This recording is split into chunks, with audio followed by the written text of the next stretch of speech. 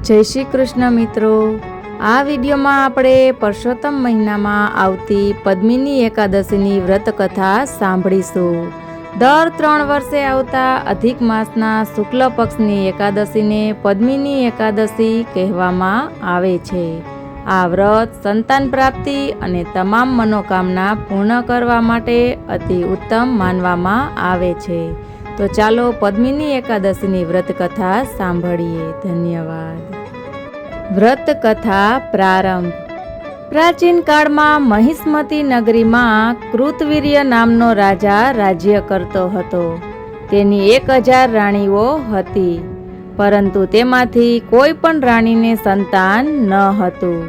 સંતાનના અભાવે રાજા ખૂબ જ દુઃખી રહેતો હતો। રાજાએ સંતાન પ્રાપ્તિ માટે ઘણા યજ્ઞ, દાન અને તપ કર્યા હતા, પરંતુ કોઈ સફળતા ન મળી। આખરે કંટાળીને રાજા પોતાનું રાજ્ય મંત્રીઓને સોંપીને પોતાની સૌથી પ્રિય રાણી અને પવિત્ર રાણી પદ્મિની સાથે, જેઓ રાજા હરિશ્ચંદ્રની પુત્રી હતા, પદ્મિની સાથે ગંધમાદન પર્વત પર તપસ્યા કરવા માટે ચાલ્યા જાય છે।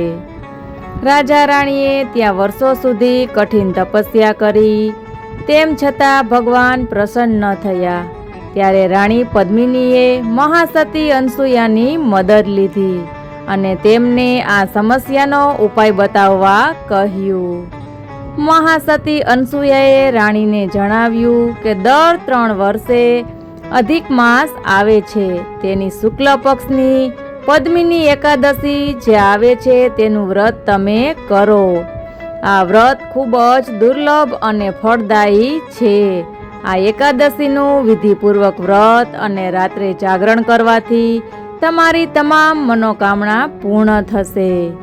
મહાસતીના કહ્યા અનુસાર રાણી પદ્મિનીએ અધિક માસમાં આવતી આ પદ્મિની એકાદશીનું પૂર્ણ ભક્તિભાવથી વ્રત કર્યું। તેઓએ નિર્જળ રહીને ભગવાન વિષ્ણુની આરાધના કરી।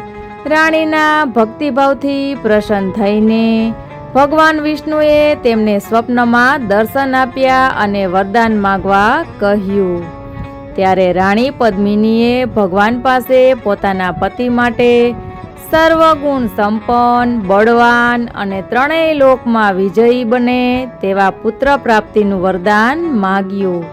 ભગવાન વિષ્ણુએ તથાસ્તુ કહીને તેમને તે વરદાન આપી દીધું। ભગવાન વિષ્ણુના આશીર્વાદથી રાણી પદ્મિનીએ એક અત્યંત તેજસ્વી અને બહાદુર પુત્રને જન્મ આપ્યો। તેનું નામ કાર્તવીર્ય અર્જુન રાખવામાં આવ્યું। તે એટલો શક્તિશાળી રાજા બન્યો કે ભગવાન સિવાય તેને કોઈ હરાવી શકે તેમ નહોતું।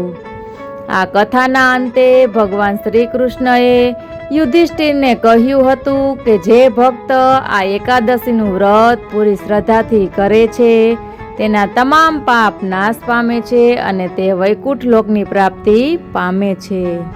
આમ આ પદ્મિની એકાદશીનું વ્રત કરવાથી મનુષ્યના તમામ પાપ નષ્ટ થઈ જાય છે અને અંતે મોક્ષની પ્રાપ્તિ થાય છે। કથા સમાપ્ત। તો મિત્રો, આ હતી પદ્મિની એકાદશીની વ્રત કથા। જેમને સંતાન પ્રાપ્તિની ઈચ્છા હોય તેમને આ વ્રત અવશ્ય કરવું જોઈએ।